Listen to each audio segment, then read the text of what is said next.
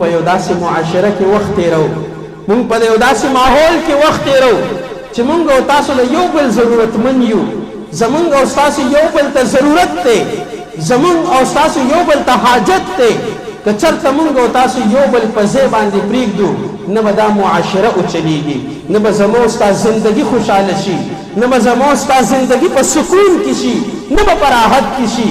خو که چېرته کې مو تا د یو بل په کار باندې راغلو، مو تا د یو بل لحاظ وساتلو، او مو تا دا د ځان سره سوچ وکړه چې مونږ او تاسو د یو بل محتاج یو، هر انسان بل انسان ته محتاج دی، نو بیا به زموږ ستا معاشره په یو بهترینې طریقې سره، په یو ښه طریقې سره سر ته ورسېږي.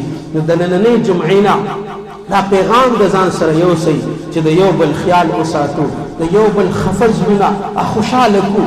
یو ملګری دی، یو دوست دی، یو محلهدار دی، یو رشتهدار دی، خفه دی درنه، تا نه خفه دی، بل نه خفه دی، هسې خفه دی، د کور طرف نه ورته خفګان دی. لاشه کښېنه ورسره، تسلي ورله ورکړه، یو څو خبرې ورسره وکړله چې زړه خوشحاله شي. اله العالمین جل جلاله دې موږ ته په دې چند خبرو باندې په دې وعظ او نصیحت باندې عمل کولو توفیق را نصیب کړي. واخر دعوانا ان الحمد لله.